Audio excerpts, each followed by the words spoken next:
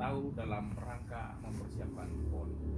Tetapi seyogianya sejak awal, mulai dari bagaimana berkoordinasi, berkomunikasi dengan lintas sektor, baik secara vertikal maupun horizontal, dengan cabur-cabur semua, itu semua harus diperhatikan oleh PON. Akhir-akhir ini saya agak terganggu. Saya agak terganggu dengan statement KONI bahwa sekarang KONI tidak lagi bertanggung jawab terhadap Kejurnas. Jadi KONI hanya bertanggung jawab terhadap PON. Nah, ini justru sangat tidak bagus. Jadi sekali lagi ini sangat tidak bagus dan sangat mengganggu konsentrasi saya. Sangat mengganggu konsentrasi saya dan juga otomatis seluruh cabur. Karena kita lihat tahun 2022 ini sekian banyak event yang kita tidak bisa ikuti. Katakanlah ada Kejurnas kickboxing, saya kebetulan juga ketua Pemprov kickboxing. Ada Kejurnas wushu, itu juga saya adalah ketua, jadi saya harus memperhatikan semuanya. Dan kita tidak bisa ikut itu. Kalau toh kita ikut, kita harus biayai sendiri. Padahal seyogianya kita harus berbagi. Kalau di klub-klub, mulai dari klub sampai ke Pemkap, Pemkot, kemudian di Pemprov, itu kita semua bersinergi. Dan kemudian tanggung jawab kami adalah melatih dan menyiapkan atlet. Strategi untuk pengembangan bagaimana mengangkat harkat, martabat Maluku, Indonesia dan segala macam adalah menjadi tanggung jawab pemerintah, yang dalam hal ini dia melalui baik itu Dispora Provinsi Maluku, Kabupaten Kota, ataukah KONI di provinsi atau kabupaten kota. Ini yang harusnya kita dudukan sehingga di KONI dan Dispora itu bisa ikut terlibat bagaimana di samping ada pembinaan dan strategi untuk mengembangkan mereka ke depan itu seperti apa. Kalau kita sudah membina, kemudian juga kita memperangkatkan atlet untuk mengikuti berbagai event tanpa dibiayai oleh KONI misalnya, maka otomatis di cabur-cabur itu tidak akan memberangkatkan atletnya. Kita boleh berlatih, tapi mungkin sampai pada memberangkatkan atlet, menyiapkan mereka untuk mengikuti berbagai event, ya itu mungkin agak susah. Kalau kita paksakan mungkin tidak banyak. Ya mungkin juga ada anggota-anggota DPR yang kebetulan juga menjadi ketua di induk organisasi cabur. Ya mungkin mereka bisa mensiasati untuk menggunakan anggaran-anggaran yang disiapkan untuk itu, dan mereka bisa menyiapkan strategi mereka untuk memberangkatkan atletnya. Tetapi berapa kali sih mereka bisa siap untuk itu?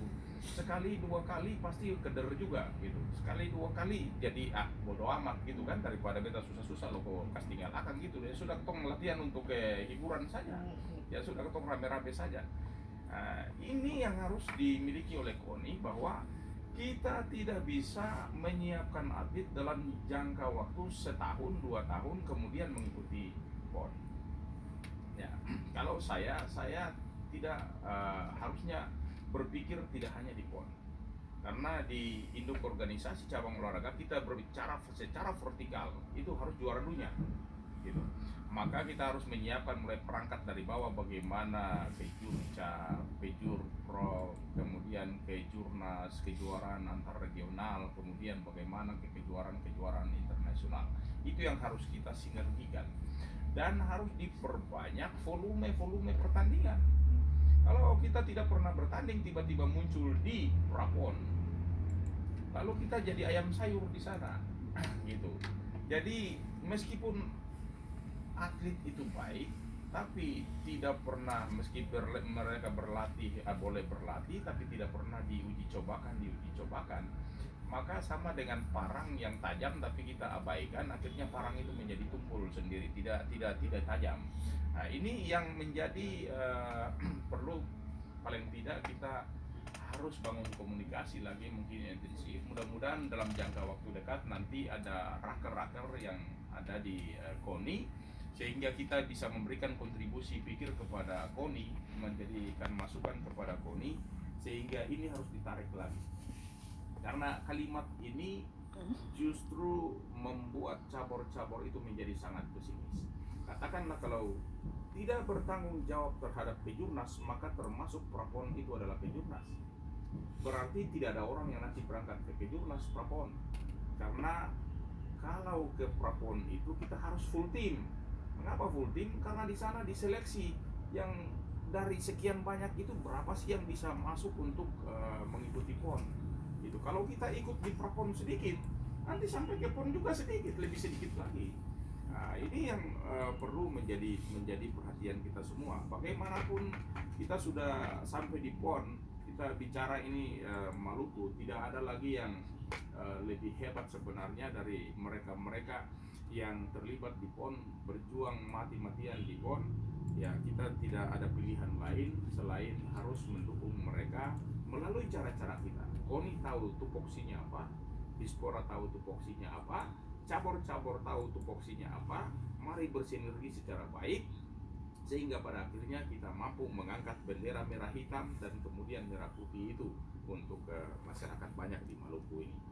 Ya, mudah-mudahan bisalah berikut-berikut ini akan bergeser dari papan 20 itu menjadi apakah 19 ataukah 18 ataukah 17. Ini gambaran dari saya terkait dengan pertanyaan Pak Poli tadi. Ini masih ada lagi satu dari Ibu Fani. Ya, jadi Ibu Fani memang kita semua berharap seperti itu. Undang-undang menjamin itu dan aturan-aturan juga menjamin itu. Kita lihat kemarin hasil dari Asian Games tahun 2018 kemarin di Indonesia. Itu sekian banyak atlet kita yang diangkat menjadi PNS. Bahkan mereka-mereka yang disabel, ya, disabilitas itu saya ikut menyaksikan karena saya ada di Kemenpora, dan mereka yang ada duduk di kursi roda pun ikut di seleksi untuk menjadi PNS. Maka ini juga sangat kami harapkan, mudah-mudahan prestasi-prestasi ini ada reward kepada mereka. Karena sekarang menuju seperti PON-PON sebelumnya, apakah itu di Jawa Barat, apakah itu di Kaltim, apakah itu di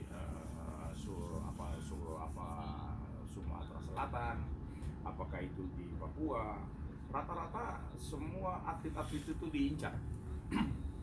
Jadi mereka diincar, mereka itu dipantau perkembangannya, dan pada akhirnya mereka akan diajak, dibujuk, dirayu untuk bisa berpindah ke provinsi-provinsi yang lain untuk membela provinsi yang lain. Dan lebih cilakanya lagi, mungkin bisa dikatakan kalimat yang paling jelek itu adalah orang-orang Maluku sendiri yang ada di luar yang datang sebagai calo-calo. Jadi mereka menjadi calo, datang, mereka tahu atlet-atlet siapa yang akan mereka hubungi untuk mereka kemudian digiring untuk berpindah dengan diiming-imingi menjadi Satpol PP di sana, menjadi pegawai bank, ataukah menjadi PNS dan segala macam itu. Nah, ini Dispora termasuk KONI harus bisa menangkap ini sehingga paling tidak kita bisa meredam, ya, memberikan harapan-harapan baru kepada mereka supaya tidak beralih ke daerah lain, tetap memperkuat wilayah Maluku, memperkuat Maluku, dan pada akhirnya kita memperkuat Indonesia dan Merah Putih. Saya kira itu. Prof, ini ada banyak pesan WhatsApp yang masuk terkait dengan kontribusi dari KONI, tapi tadi sudah dijawab secara jelas oleh Pak Prof tadi, dan Pak Prof memang kita punya waktu sudah di penghujung dialog kurang lebih 3 menit. Mungkin 3 menit ini bisa dipergunakan oleh Pak Prof. Mungkin ada hal-hal yang penting yang ingin disampaikan, silakan Pak Prof. Baik, ini tanpa terasa saya baru merasakan 5 menit lalu, Pak. Ya, tapi kalau waktunya jadi sempit sekali. Jadi saya pesan aja ke yang pertama ini ke Dispora. Dispora tanggung jawabnya besar karena di samping olahraga prestasi ada olahraga pendidikan dan olahraga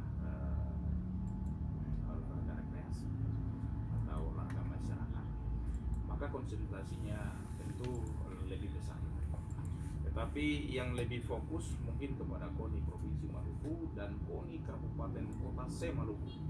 Nah, ini harus ada sinergitas antara KONI baik kabupaten kota dan provinsi dengan Pemprov dan pengurus kabupaten kota, baik itu seluruh cabur yang ada, terutama harus memiliki strategi untuk membina cabur-cabur yang nanti sesuai prediksi itu akan lolos mengikuti PON. Kita tidak bisa membina secara serambangan seluruh cabur itu, kemudian mohon maaf kepada cabur-cabur yang lain, tetapi suka atau tidak suka, KONI harus memiliki strategi. Paling tidak harus ada prioritas pertama itu kepada cabur-cabur yang biasanya memberikan kontribusi medali terhadap PON itu, di PON itu. Kemudian ada strata-strata yang kedua dan kemudian strata yang ketiga. Jadi lapisan-lapisan atlet, lapisan-lapisan cabur itu harus dipersiapkan oleh KONI. Mungkin sudah ada, tetapi belum serius. Saya mengingatkan lagi, paling tidak melalui media ini, nanti kita perkuat lagi melalui raker-raker. Mudah-mudahan KONI bisa bersinergitas.